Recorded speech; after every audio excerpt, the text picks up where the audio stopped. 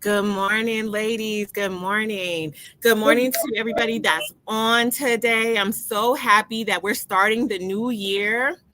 It's 2024. I hope y'all are ready for 2024. I Yes. have some great things in store for Mom Chat. My name is Jennifer Bibb. Me and my husband are, well, he's on staff at Legacy Center Church. He is the creative pastor. I'm here in Rochester, and we're transitioning from Rochester, New York, back to North Carolina. And so it's been a wild ride, but I'm so excited for God to be taking us back home. And today I have two really great mamas on my show. We're starting the year with my dear friend, Dr. Pam. I love her so much. She is a dear friend. And then Danielle Mackey. I met her a couple of years ago, and Yes. I actually just really love seeing her live her life out loud online. I know she is a great mom with 4 kids. So I want to start with you, Dr. Pam. Introduce yourself to the people. Absolutely. I'm Pam Ross. I am Jennifer's friend. I am. And I'm so thankful. What a gift from God. You know, the Bible says he puts the lonely in families. And so I have reached out to Jen in many a lonely moment, not a lone moment, but a lonely, inside out lonely moment, and have received such understanding, listening, because everybody wants to be seen, heard, and loved. And I feel like she sees me. She hears me. She loves me. So let's say that. And then I'm also a trainer and consultant. I own a training and consulting company, and I'm an author, podcaster, and a mama of 3 daughters. So Danielle, you got one on me. Anything more than two? No, people tell me anything more than three, you need a trophy, a crown, a scepter, a rose. Listen. Woo. Yeah, so that's what I do, and I'm really super happy to be here. I'm passionate about women in leadership, women in executive levels, and also there's not a greater leadership role than being a mom. Amen. Come on. I Yes. love that. Yes. And Danielle, introduce us to you. Absolutely. So I'm Danielle Mackey. I'm originally from the Philadelphia area. I've been in Orlando for the past it's going on the 4th year. I'm a mom of four, 11-year-old, a 10-year-old, an 8-year-old, and a 6-year-old. I've been married for 13 years. I have a background in IO psychology. Currently, I'm in school at Penn State University, getting my degree in IO psychology, where I create policies for work cultures and leaderships and teams. So right now I'm sitting on the C-suite right now with my husband. He's the CEO of our family-owned construction business. And so I've created the employee handbooks. I create all the onboarding material, hiring, all of that to accommodate healthy team building within our company. So as we're building buildings, I have the ability to be able to come in and build our teams. So Oh, that's beautiful. I Isn't it? love that. Yeah. It really I is. love that. You know, I started Mom Chat without telling y'all about my kids. What? I have Yay! 3 beautiful children, Timothy, London, and Judah. Timothy's 20, London is 16, and Judah is 10. Timothy is a sophomore at Howard University. London is a junior, and Judah is a 5th grader. And Timothy goes back to college today. And I'm so bummed out because when he comes home, it's like we love to have him home. So he's been home the last month, and we are all bummed that he's leaving today, but he is leaving. yeah. Oh. That's a sweet sentiment, because there are parents that are just like, when is he leaving? Because Get out. my food, like, and there's no food in the house, and he's just in and out all times of night. And when are they going back? But yeah, I can relate. When my girls were in school, I loved when they came home. I was like, oh, it's time for you to go back. You know, yeah, that's a sweet sentiment. Yeah, so I'm happy when he's here because he really does good. And parents really kind of warn me, like, oh, you know, they start telling themselves and they get kind of wild. You know, you just never know. Yeah. So we weren't actually really sure how it was going to be, but it's been good. He comes home and he's just back to part of the family. So we appreciate that. Yes. But ladies, we wanted to start out 2024 being really intentional. And so that's why I invited you to the show today, about what it means to be intentional and in tune with our body, mind, and soul. And so today's show is about rest, renew, and reset. And so and I think I told you guys, kind of offline, that in 2020, when I moved to Rochester, God really had me on a journey of being and not doing. In Winston-Salem, I was a part of so much. I mean, I was on so many different boards. I was doing so many different ministries. I was in school at one point, working full time, and it was just so much. And in the transition to move my family 700 miles and get here, and I'm like, I need to be doing something. And I started doing something. And God was like, really, I need you to just be in this season. And me trying to learn how to be has been it's been an ongoing journey. Yeah. How to like be in tune with my body, be in tune with myself, and honor what God has placed on the inside of me as far as value. Because when we find our value in doing, we will lose the essence of our value of being, and we will continuously work for our worth. Wow. And we want to take it off the table. Good morning, Janine. We want to take it off the table that we do not work for our worth. Somebody put it in the chat. We don't work for our worth. We are worthy regardless of what we are doing. Good morning, LaShonda. And so I kind of want to start in general, like, how do you guys honor rest in your life? Start with you, Danielle. What are some things, how do you honor rest? I first honor rest by reminding myself that I am not an orphan, that I'm a son. And so with that being said, I make sure that I have that perspective, and therefore I don't have to perform to be accepted. I don't have to perform to be classified. And so that takes the pressure off of me to perform. When I put God in a place of father and I say, Father, you are the one that takes care of me. You're the good shepherd. You are my shepherd. Therefore, I'm not in want, right? So my mindset immediately goes into where I feel like I have to do. I need to go into say, okay, God, Father, I say Father first, right? I put him in the seat of Father. Therefore, I don't have to feel like I have to overdo or overwork or overcompensate for the position he already called me to be, which was a son, long before I even knew he was a father to me. Yeah. So therefore, that's how I honor rest. First, I get my mind in that mindset, and therefore I move and I operate from the place of sonship. And from there, it takes away the anxiety, the fear, and it puts me in a place of security. Because most of the time we work because we are in a place of fear, right? We're scared. We want protection. We want security. And so when I'm reminded that I am secure in the Father first, everything that I do is now from a place of who he has called me and not so much of what I can do. So that's how I prioritize rest, for sure. That's really beautiful, because I think so many times we get into the mind, we'll talk about it a little bit more, but we have to unlearn what it means for us not to be working. And, a lot of my background is in anti-racism work. And especially, I know that all toward all types of women are listening today, but Black women, one of the things that are embedded in us is that we were bought and sold for our worth. Yes. And so some of that is just generational, and we have always had to work. We have always had to prove ourselves. And so it's a lot of unlearning that has to happen, and it takes time. Dr. Pam, how about you? Y'all know I love the Bible, but I'm gonna preach the Little Mermaid. All right. So my daughter, my youngest, and I recently watched the live action Little Mermaid at home, Christmas break, chilling out. And I've always felt this, even from when the animated one came out many decades ago, that she sold out to the witch for what her father could give her. So my children laugh because they say, their life is a leadership lesson. They didn't know they were being raised by an apostle. I didn't know that's what I was either. So yeah. So we're watching the movie when they were little girls, and I would say, you see what happened? The thing that she thought she had to sell out for, that her father could give it to her all along.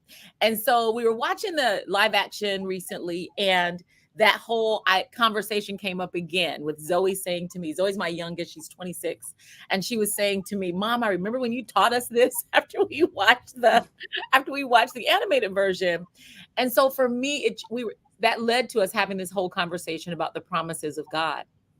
And me saying to her, I only want what God has told me is mine. But this scripture has haunted me for the last couple of years. And it is that because Israel would refuse to enter into the rest of God, they never saw the promise. My God. And it's such a tricky thing that God tells you this is for you. You have a longing for it, right? And so you start to work to get it because He told me it's mine. And my personality, if you tell me something is mine, I have 2 swords in here. I'm gonna grab both swords. Let's go get it. You know? Yes. Right. Danielle and I have met. She's probably felt this energy. Yes. Let's go get it. And the Lord is saying, look, quit trying to do my part. Don't refuse to rest, because you're going to actually enter into this promise by receiving more than by working. And I'm not saying be lazy, but don't follow instructions. But this thing has been on me to come out of this grind mentality. Yes. I mean, and so so he's been dealing with me a lot about it. So much so, it's so fabulous that you're having this conversation. Thank God for you. Really, I think you're going to save someone's mind, life, relationship. If you can get moms to slow down. Oh my God, it could change the psyche of their children, what they see growing up, you know? And so I have been saying I have so many stories I could tell you about how God keeps reminding me to rest. And I was going to train a weekend of training in Texas. One of the things this church had asked me to talk about was avoiding burnout. I looked at my notes from the previous year. I go certain places every year for checkups. And I said, last year they were dealing with burnout. What's going on? And the Lord said, they're missing the Sabbath. Wow. That's good. Isn't that something? So we love him, but we're not really taking a Sabbath. And so working these things into your life regularly. So I said, do I want to talk about the Sabbath? I don't know. It seems very religious, the Old Testament. I don't know, blah, blah. I get to the baggage claim after I arrive, and a lady approaches me and says, I think I follow you on Instagram. She was there for a transformational weekend. She works for the person I had been studying the Sabbath. Wow. Like there's a book on it's crazy. So I've been studying this particular book about rest and the Sabbath, preparing to teach on it. And then, but I'm double thinking it on the plane. Well, maybe, you know how you get the double thinking. So, and then she ends up working for, and it's nuts. And I told her, I said, I think God just keeps dealing with me about the faith to rest. Yes. Because moms have this thing of, if mama don't do it, it don't get done. It doesn't get done. It's going to be some stuff that don't get done. And it's gotta be. It's gotta be. That's so good. I love how you said, Dr. Ross, just in terms of it takes faith. It does. It takes faith. It takes strength. It takes meekness, right? That strength under control to be able to say, I have to lay this down. I have to surrender it. Like surrender takes so much. I don't know about y'all, but for me to surrender and to have strength under control, it takes more effort. It does. For me. It does.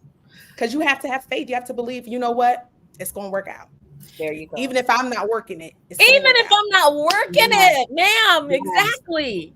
And I think it's the belief of value of self. You have to have faith that God actually loves you for who you are. Yep. And if you don't know how to slow down enough to say, okay, God, am I loved? And it's like, I tell people, like, we're always trying to just do all these things and be this. And, you know, when you're a mom, sometimes you're a mom. So that doesn't really technically turn off, you know, these kids got to eat, you know, whatever. But there is an internal value that we sometimes don't place on ourselves. So we don't have the faith to rest. We Right. don't actually have the faith to slow down enough to say, God, what am I needing right now in this season? Yeah. What are you saying about me? How is it okay for me to really just lay in the bed, take a walk, say no? Yes. Listen. Maybe I do want my master's degree, but I cannot afford to do another thing and put another thing on my schedule because it is overwhelming. But we have to know our bodies enough to know, like, okay, I know I moved here in 2020. I shifted my whole life and I started grinding my teeth. And it's like, I've done that. I'm stressed.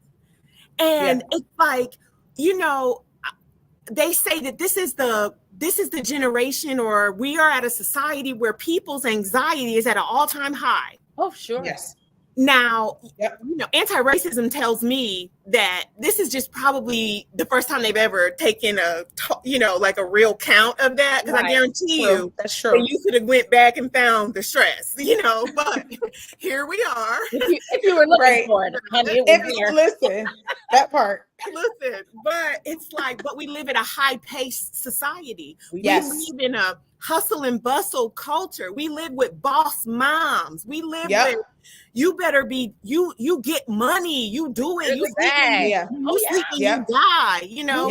And it's like, nobody allows you to say, you know what, I don't think I can do it. I don't think it's wise for me, but you have to kind of be in tune with your body enough. And so I want to show y'all this book because I'm on chapter 4. If y'all can see it, it's called Sacred Rest by Dr. Sandra Dalton. And her ways of rest, she like breaks rest down. And she says the R is for recognizing your risk. The E is evaluate your current position. The S is about science and research. And then the T is today's application. And so I'm kind of just getting into it. So y'all get the book, get it on audio. I always Audible my books and read them. You know, I have it so that y'all read it to me. It's fine, you know? Right. But it's like that to me it's been transformative to just kind of take the time with me, to be gentle with me. I don't think enough women are gentle with themselves. You are your worst critic almost all the time. All the time. I know I am all the time. Yes. Mm-hmm. And so it's kind of about, how do I love me well? How do I take care of my mind and heart well? And so in this new year, I really want us to be able to be intentional about resting and taking care of self well. That's right, Janine, all the time. And if you are in poverty, if you are a single mom, you think you have to go. And it is just, it's a lie. It's a lie. It is. You don't have to do it. And I had a guilt. I don't know. I think I've probably shared this with you, Jim, personally. I used to have this guilt of, I worked at a church for many, many years, worked in churches for many, many years. And so on Wednesdays, there was Wednesday night service. So we worked all day into the night.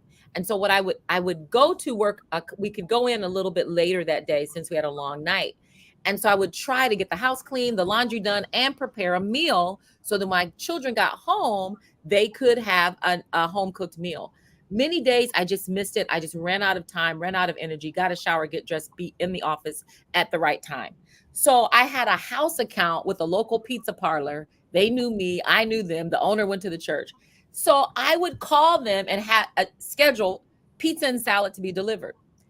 Full of guilt. I shouldn't be spending this money. I could have put something in the crock pot. What is wrong with you? I mean, everybody wants to be Carol Brady and Claire Huxtable. It's just bad. My mama never did this, right? Do you know, I found out years later, my children would come home, let themselves in on Wednesday, look in the kitchen. If there was no food, they would celebrate. I mean, high five. It's pizza night. It's pizza night. Yeah, woohoo, Aurelio's. Isn't that nuts? I said I could have slept in on Wednesdays. Yeah, listen, pizza night is hilarious because my kids love pizza night too. Yeah. And so Listen, every kid does. they do. They really What do. was I thinking? Yes. Yeah. Somebody said they had guilt giving their kids sandwiches and soup. We loved sandwiches and soup. Come on, soup and sandwich. Listen. That's solid. It'll work. It'll work. Sure, But mommy guilt is a real thing. I is. overcame mommy guilt. I'm gonna be honest. It was about 2 years ago, and I hired a nanny yes. and a housekeeper. Yes. Come on. Listen, it was hard because I come from women. My family is full of women who are more taking the leadership role in the families. Like I was raised by my grandmother. So she always worked, cleaned, did everything. And it was a sign of like honor, right? Like I'm taking care of this. I'm doing this.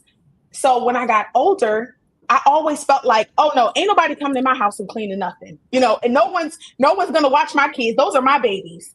Until God had to show me, Danielle, I could do so much more with your time if you let go of control. Yeah. And so it was more of a control for me, being able to delegate, to be able to set a system up to delegate so that I can use my time in other places. And then when I'm around my kids, when I'm in my home, I'm a better version, right? I'm a more present mother. And so that was hard for me because the mommy guilt was eating me alive. Like, so when are you going to have time to do this? Or your kids need to do this. It's like, you need to do that. You. And it's like, no, if you have something and you set something up, put up a system, set up steps and procedures, policies for your household to run, you don't always have to be in that place to administrate. And so for me, I had to let go. And a lot of letting go was the mommy guilt. I had to surrender that guilt to God. And it was hard. I'm still doing it. Yeah. Moments where I want to go and travel with my husband and to leave my kids for a few days. I used to be like, are you guys okay? I would FaceTime them, call them, and they're like, they'd be like, man, it's okay. They're fine. Like, they're okay. And then when you get home, you're like, oh man, I should have really enjoyed myself. It's like we try to juggle those perspectives all the time. So I can agree, Dr. Ross. I can agree. The mommy guilt is real. It's real. I'm telling you, it was real. Yeah. And even just unlearning what's acceptable for your family. You're like, if I have it to be able to afford a nanny and a house cleaner, that's what I'm going to do. And now I can delegate and I can set up systems and we can do more. I had a house cleaner child. She quit, bro. Why did she quit? And I just hadn't been able to find one since. She was tired of cleaning up after this dog. I guess she was just tired. She's like, I don't want to do it. I didn't got rid of the dog and I still ain't been able to find a new one. Y'all out there, listen, send somebody my way. But I just had the kids just have had to step it up because it's like, Janine, she quit on me. I guess she was just tired of me. But but I think that unlearning things from generations of you being the only one to take care of your kids, or you being, people making you feel bad. My house is lived in. I'm not saying that it is filthy or whatever, but it is lived in. So you might come. Yes. Actually, my husband still be doing projects in the house. So you might come and there's some sawdust somewhere because he didn't use it. He's fixing something. Yes. It just is, and it's like, if you show up in my house unannounced, I'm probably going to let you in, but you might see some shoes on the floor. You might see it's just life. But I think unlearning kind of that perfectionism, unlearning that stuff that we just carry. We carry it as moms. Everything has to be perfect. It has to look perfect. Even if it's not perfect, it's got to at least look perfect. So I think, and knowing how, like you said, Danielle, even how you said, Dr. Pam, letting go of the mom guilt. So moms, if you're listening, learning how to like quiet the guilt, quiet the noise, and even quiet societal expectations. There it is. Yeah. Yep. Yeah. Who told you were naked? Who told you that? Because your job is to nurture, to encourage, to oversee. I mean, but who told you that it has to be the American way or what social media shows or the European way or whatever way, or even your personal family history? Who told you were naked? You have the peace of God, the resources of God. Do what works in your house to make, and then even like parenting in partnership. I don't know if you've seen this whole TikTok craze where moms or married women are starting to realize, like, why is my stocking empty? And, you know, those all those fun, those videos of Yeah. Never said that moms do the lion's share and dads Oh. don't, you know? And so if it works in your family to have you parent in partnership and you work together, it makes room for you to then be able to rest. Yeah, so absolutely. I think you're pulling at some strings, Jen, that are so super important. Yeah. When you said it's important that it looks good, even if it's not good. Yeah. That is so huge, because we know that kind of veneer thing where there's rotten underneath could be seeping into all kinds of areas of our family. If we just focus on what it looks like, I gotta look healthy even if I'm not healthy, you know? And so that's how secrets get kept. And that's so good. Yeah. And it's a learned behavior. You know, I think in kindergarten, we learn not to judge a book by its cover, but some of us have grown up in religious tradition where we literally learn to judge it by its cover. Oh, and the cover is more important than the book. Than the book. Honey, the pages can be blank, but that cover better be pretty. And right.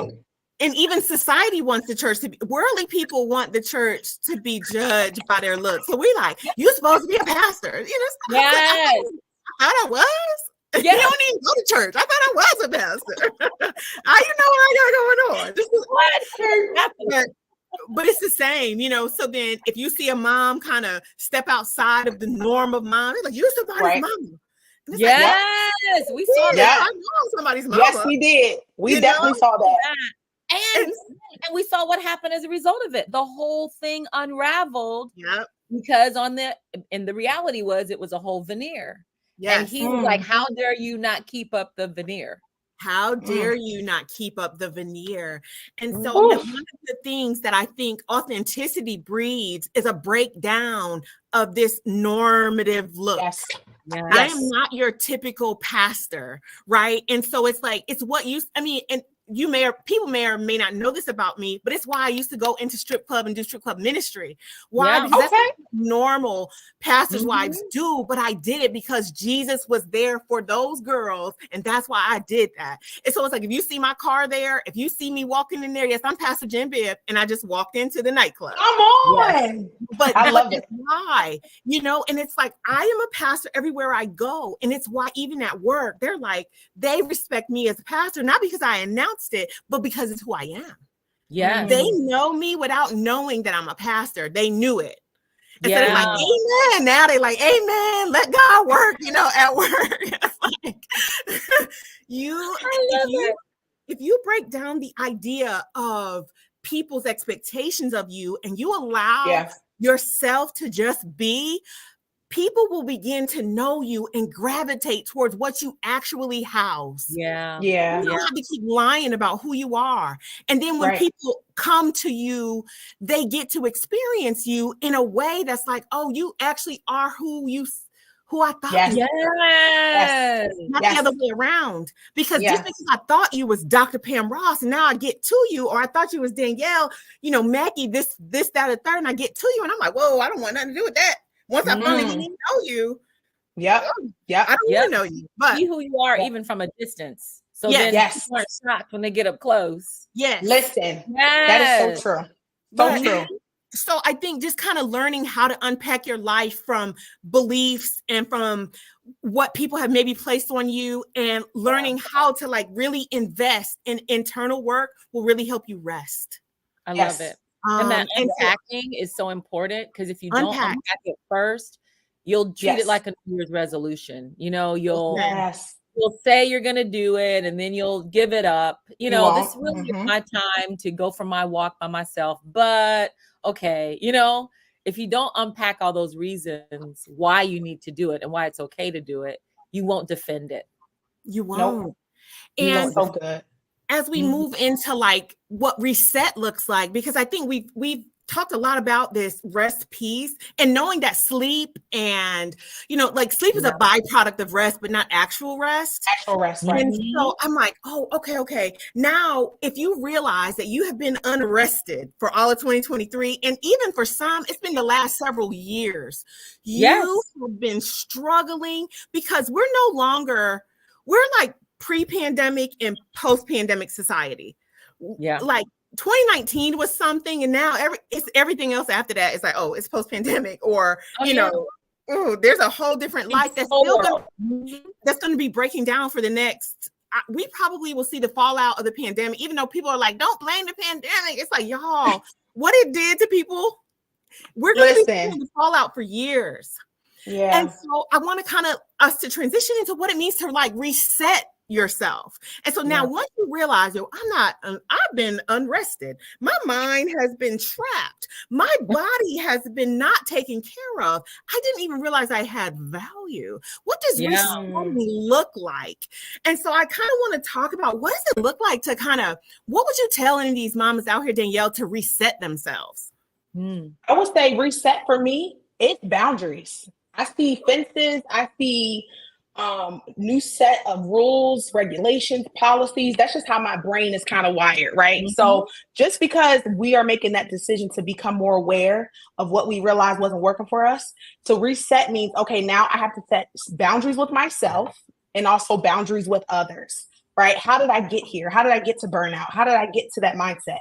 And once I realized that, right, resetting looks like, okay, I no longer am always available. I'm no longer always going to be exuding and myself in ways that it doesn't benefit me, right? It looks like filling my cup up, right? Yeah. And then pouring from a place of overflow and not from my portion, right? Yeah. Like I believe in our cups, we all have our own portions that work for us, that renews us.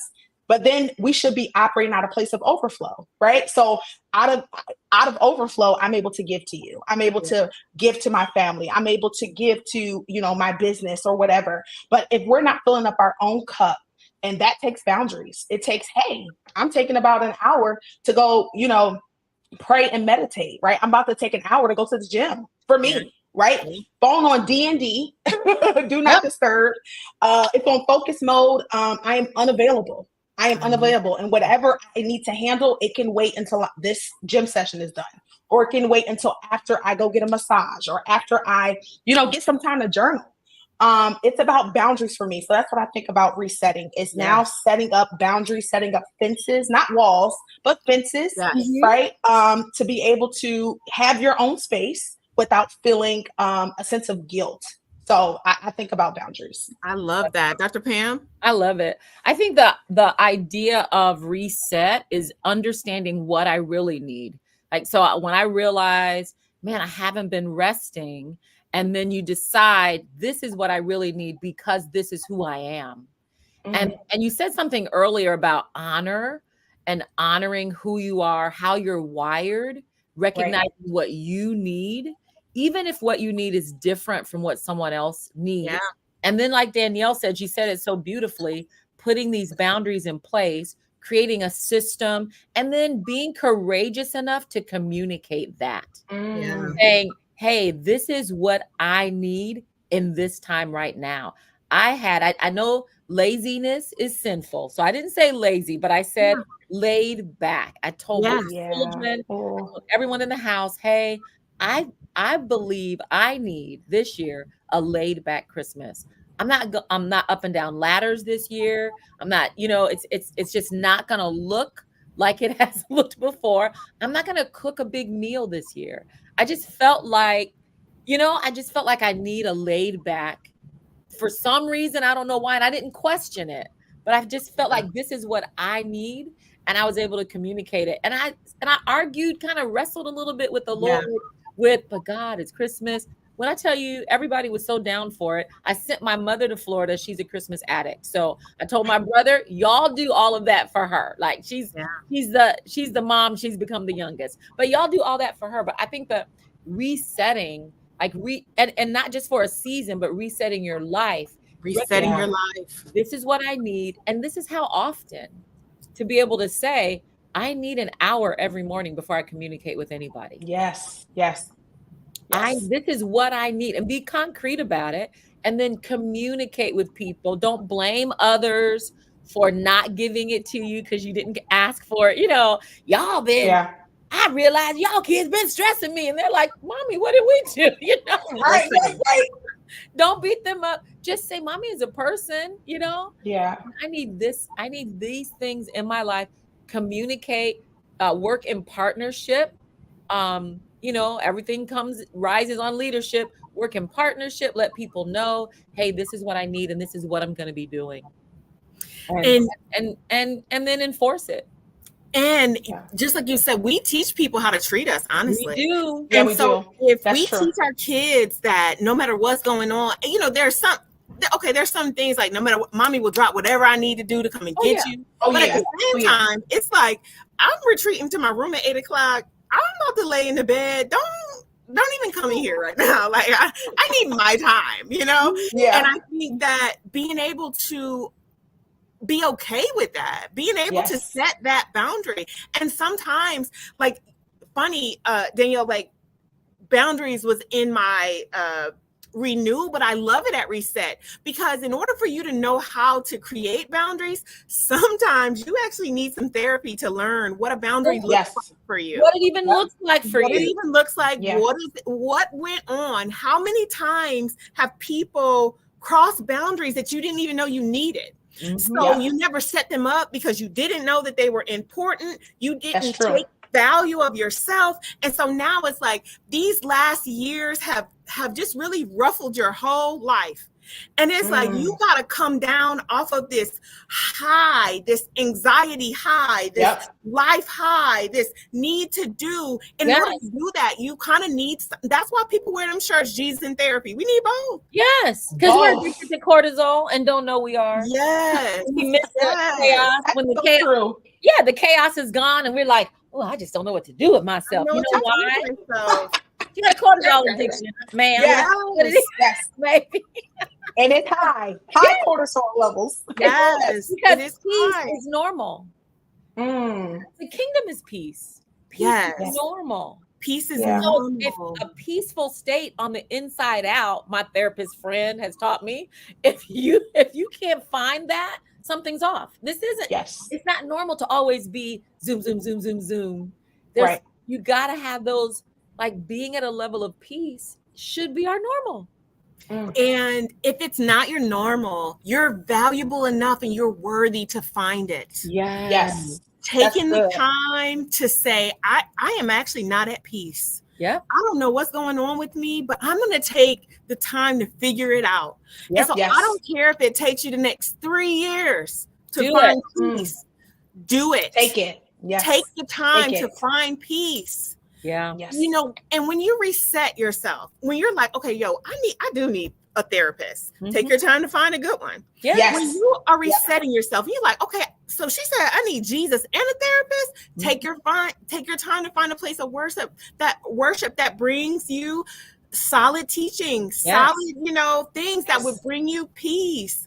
A lot of times we over spiritualize things where everybody's blessed and highly favored, but really you're stressed out. Yes. Yeah. And you don't have real friends. You don't have real friends. You don't have. They would have told you the truth, right? They would have told you the truth. My best friend will tell me in a minute. You just need to sit down. Listen. Dr. Pam, my best friend, literally texted me that 2 days ago. She said she don't say sit down. She says sat down. Sat down. Have a cup of tea. Like you can do it, and the world won't fall apart. No, the world won't fall apart. The shoulders. I had a coaching client one time, and I said, "Can you just lower your shoulders?" She lowered her shoulders, and tears started falling. Yeah. Ooh. I thought, what is your job doing? I wanted to get on a plane and go to her job. Like, what are they doing to you? The idea of we're always like this, and then just lowering. That's the normal for us now. That I think that reset, establishing what my new normal should look like, should feel like, should sound like. And it does take time, Jen. You can't just say, I'm going to be like that person, because it has to be regulated to you and what you need. And that's where that honor comes in. honoring your individuality. Yes. This is who I am. This is the type of mom I want to be. This type of wife or woman I want to be. And what do I need? What do I And it's need? okay. Yeah. It's okay to Being get what okay you with want. it. Yeah. And even knowing, like, I don't know if anybody's here, if you've ever taken your ACEs score, which is adverse childhood effects. And so No. it's like, you would know, I have a very high ACEs score, you know, and so it's like, when you do have that, you know, you tend to be really anxious, or you tend to have gone through traumatic experience. You tend to do all these things. Well, trauma tracks with the body. Trauma Yes. will follow you until the day that you die. Trauma is one of those things that, like, you're wondering, and people are always like, you can't blame your childhood for everything. And it's like, child, you are a 40-year-old, 8-year-old. Yeah. All the time. You see that all the time. Many times. It's something about those ages 8 and 14. I don't know what it is, but I have met people and the Lord will show me their 8-year-old self. Even in a dream, I saw a woman and she was 8 years old. Wow. And I thought, is this what I'm dealing with her? Because I was going to correct her.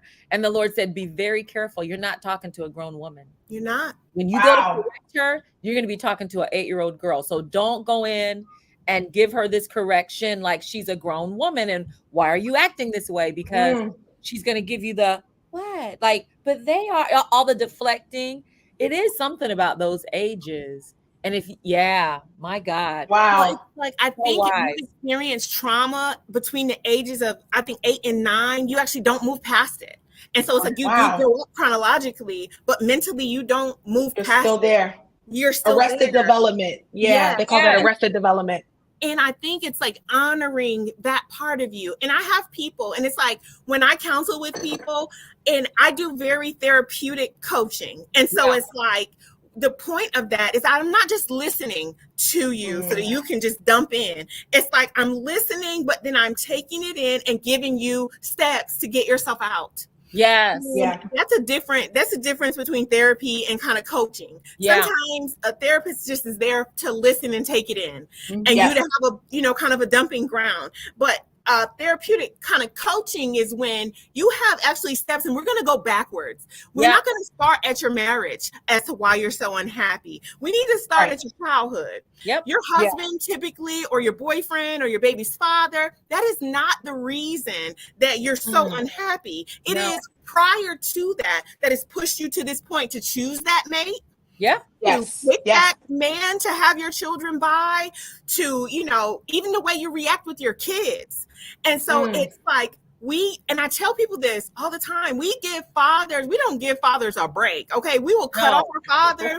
We will tell about how strong your father is. Yes, we will. But these manipulative mothers and these traumatic mother relationships, we hold on to them because we will hold on to our mamas in a way that's so unhealthy that sometimes once you finally are trying to reset yourself, you're like, oh, wait, I'm trying not to be like my mom. I'm trying not to do certain things.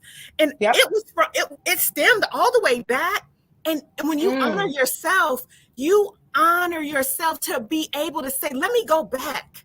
Because I can't move forward until I can go back. Everybody wants you to jump over everything. No. Just get over it. Get over it. Just get over it. We're not getting over it. Yes. No, you got to work through it. We got to go through it. Yes. And face it head on. I think that's the thing, is that this generation is not confrontational. They would rather ghost. They'll rather, not confront. And so I think it takes that level of confrontation to be able to face it head on, where it's like, no, that affected me. Let's dig that. Let's dig up why that affected me, and being honest and self-aware, like being able to say, you know what, hold on, wait, before we end this conversation, I don't want to, I want to have a resolve, so I totally agree with you, Jen. Absolutely. Learning how, I think, to have those courageous conversations, they're hard, but you have to start in courageous conversation with you. Yes. Why are you so upset Why did that enrage you? Why are you unable to like get over, to move forward from a thing? It starts with yourself. And so Yes.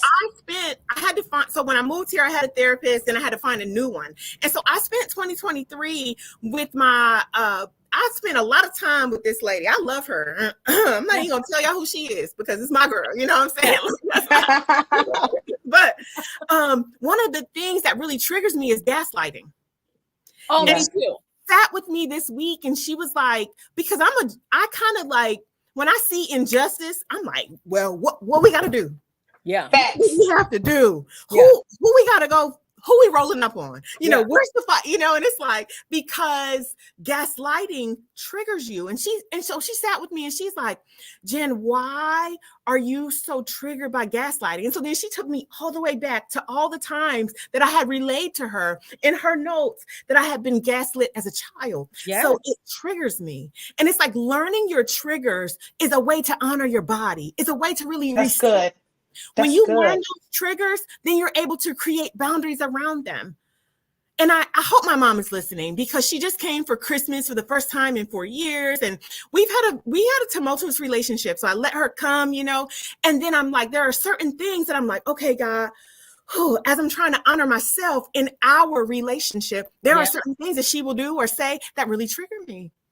And it's no shade to her. We're having to get through some things, but y'all are here today. This is my show. So then we can talk about some things that happen that are just true, and it just happens. And so I'm like, okay, God, I had to honor my body. I had to honor my mind, and I had to know my triggers so that I would not allow something that she said to upset me. I would not allow, I didn't know, she stayed 7 days. We had a great time. First of all, we had a great time, but it's like, I had to honor me, what I need, what I can handle. How deep can some of these conversations go and not go? Yeah. How do I know certain words that she's going to say that's going to set me on another path, because I'm trying to heal.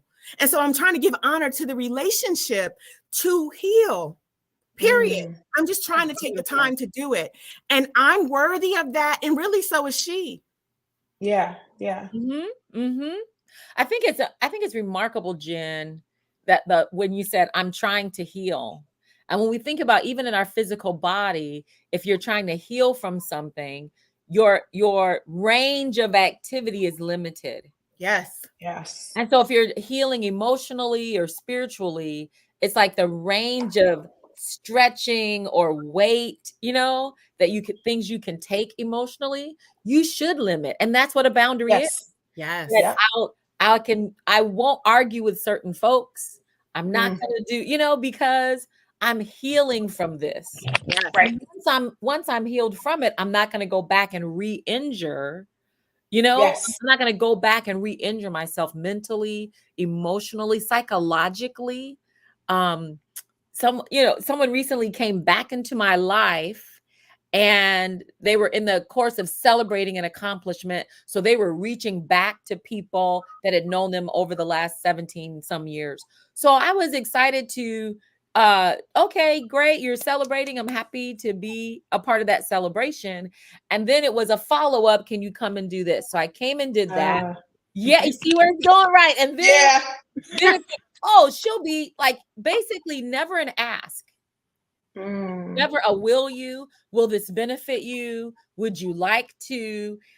Just like, she's going to do this and she's going to do that. And it just felt very Ike Turner-ish to me, if you know what I mean. Yeah. That's good. That's really well put.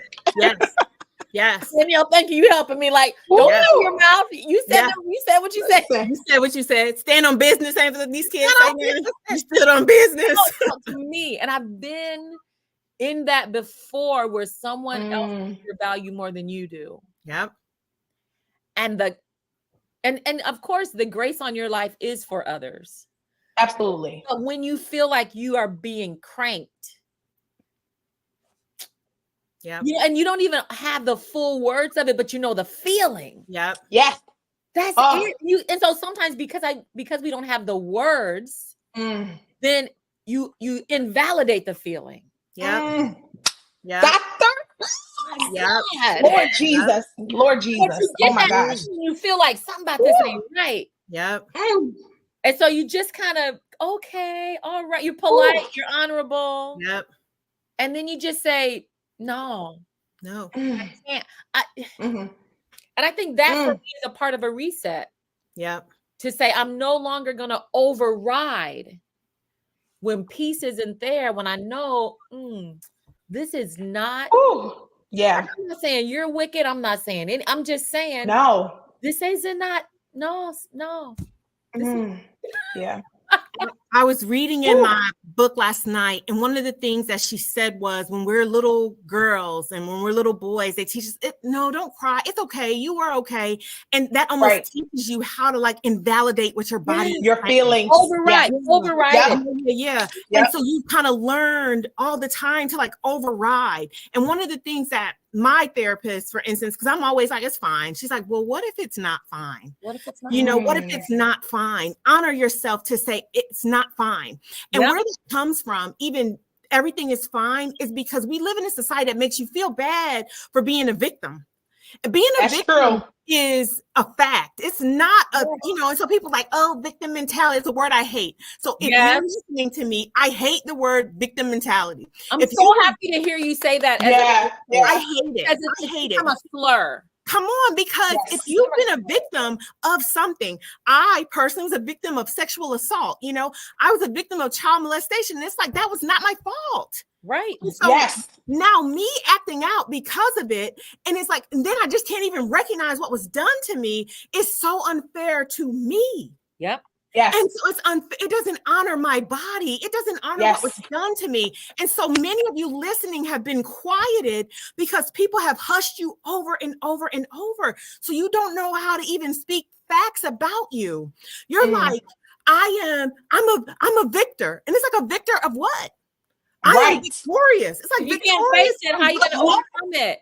And I love that, Jen, because we're so used to being muzzled to the point where we can't even talk about our test anymore to even have a testimony. It's like we got all these testimonies, but we didn't even understand, or people weren't vulnerable enough or vocalizing that they were in tests, you know? And it's like you suppressed and you've muzzled yourself so much because that's the expectation of others, right? It's like, don't be a victim.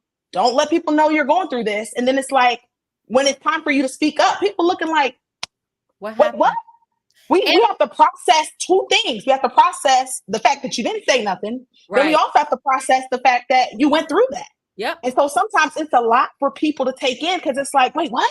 We did that last week. And it's almost like you know, I don't want to say offense, but you feel offended a little bit, because it's like, why didn't you speak up? Why didn't you say anything? And then it's a cycle of what is the word? I don't want to say rejection, but it's like, if you're not authentically being yourself, we can't authentically accept you, if that makes sense. And therefore, when it's time for you to speak up, it's like, wait, what? We have to put our seatbelts on, because it's like, where was the authenticity during that time, right? So I know I kind of said a lot, but we got to stop muzzling ourselves. Yes. And that comes from value. Listen, my story is my story. You know, and it's like, I'm not going to sit here in shame. And I think in a lot of times it's like, okay, let's step all the way back. And it's like, my dad has been clean for, I don't know, he just celebrated his 20 years clean, but I was a child of a heroin addict. Like, these are facts about my life. These are what shaped young Jenny, you know? And so it's like, I cannot sit around here in shame because during the 80s crack addiction, I was part of that child generation. I cannot be ashamed because my mom remarried and someone abused. I will not carry the shame of that. Right. Yes. I will not be the one who has to be quieted and muzzled. And, you know, you don't tell family business and you don't put this out in the street. It's like these secrets and these things are tearing your soul up. And so the reason that you cannot rest is because secrets have been tearing you up. The reason that you cannot reset is because secrets are tearing you up. And the reason you're not renewed is because these secrets are still tearing you up. You haven't told anybody about your childhood. You haven't told anybody about the abuse. You hadn't told anybody about your rape as a teenager. You hadn't told anybody about, the domestic violence that you suffered. And it is eating you up so bad that you are beginning to display things. They give, if we can talk about Black women for a minute, they give us angry Black women and you do too much and you do this without ever taking the time to value the story that we may have been through, the things that we may have experienced, and just allowing our voice to be unmuzzled. But the reason that it's like nobody ever honored what Black women had to say anyway. So that's another thing. All right, mom chat. We don't talk anymore, but that's another thing. But it's like you get to say what you need to say to get the healing that you need to get. So if I can say anything in this last few minutes, is that if you're going to rest, reset, and renew, you got to take the time to be honest.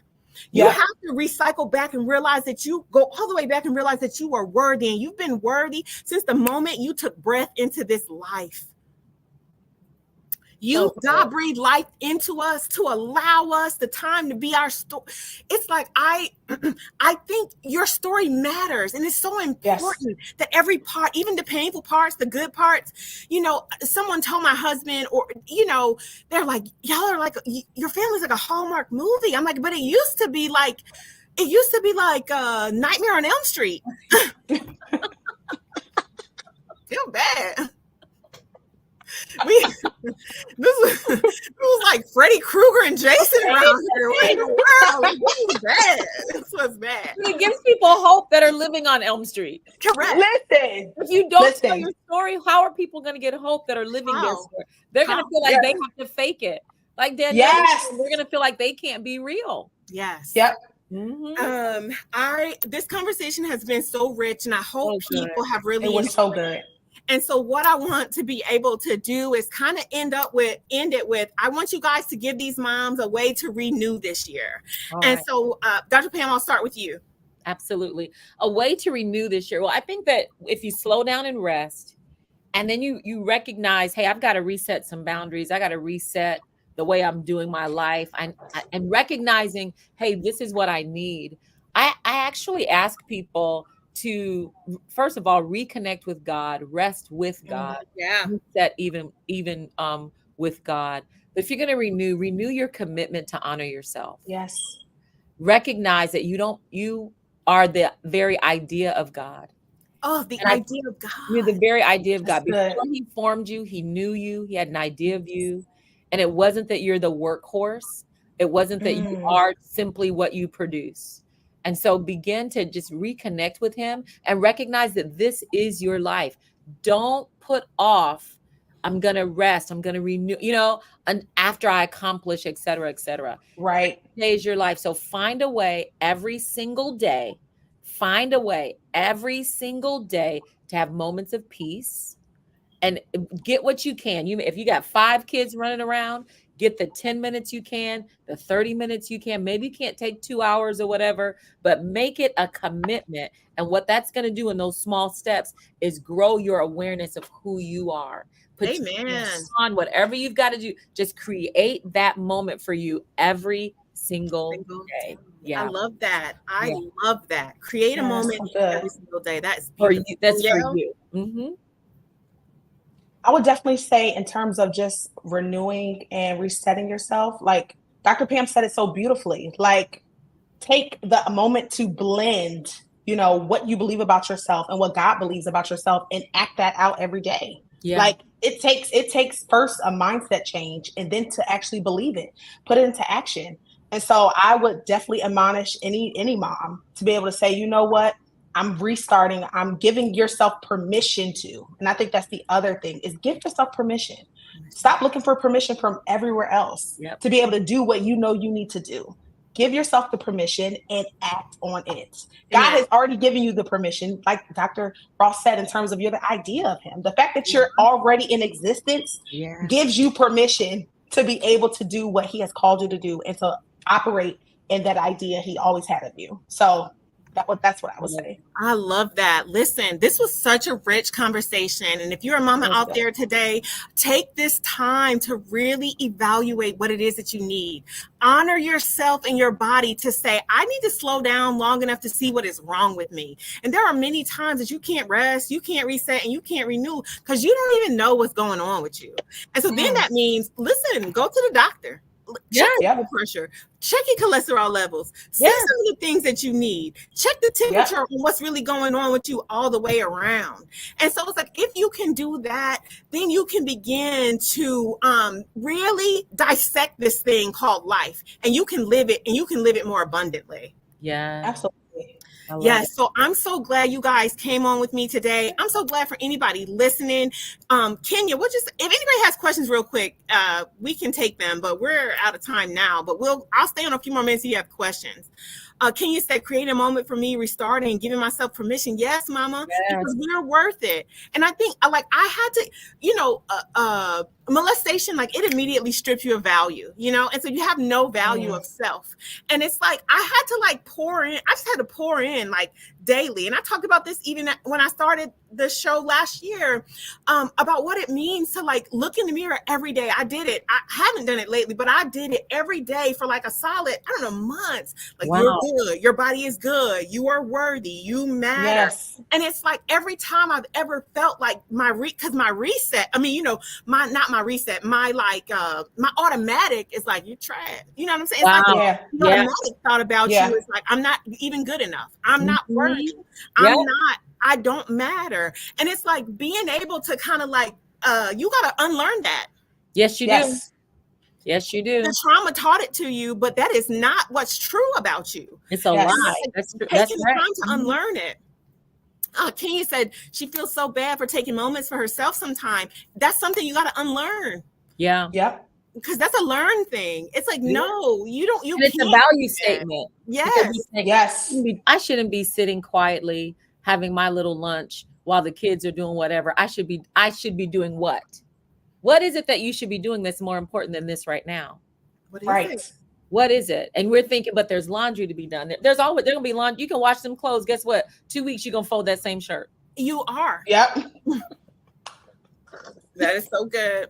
Your health, everything. Yes. Mm-hmm. Mm-hmm. Oh, she's been writing since January 1st. I am worthy. Come on. And it'll heal you. Smart. Even writing. If that's your way of processing, Kenya, he's writing. Doing it. That's beautiful. Yes, that is. That's so good. Write a lot. Mm-hmm. Well, listen, ladies, this has been great. I'm so glad to have you on. Dr. Pam been on the show a few times, so Danielle will have to come back too. Danielle, it's so good seeing you. I have such love for you and your family. And I'm jealous. You got these beautiful shoulders out because it's Florida. No, I'm in a sweater over here. Listen, and it's been cold here. Today we finally got some sunlight coming in. So, yeah. So good seeing you. Jen, thank you. It's always a pleasure. You're welcome. Always good. Guys, you guys have a good afternoon and a good year. That's what we want to have, a good 2024. So everybody take care. Honor yourself. Realize you're worthy. And I will see y'all next month.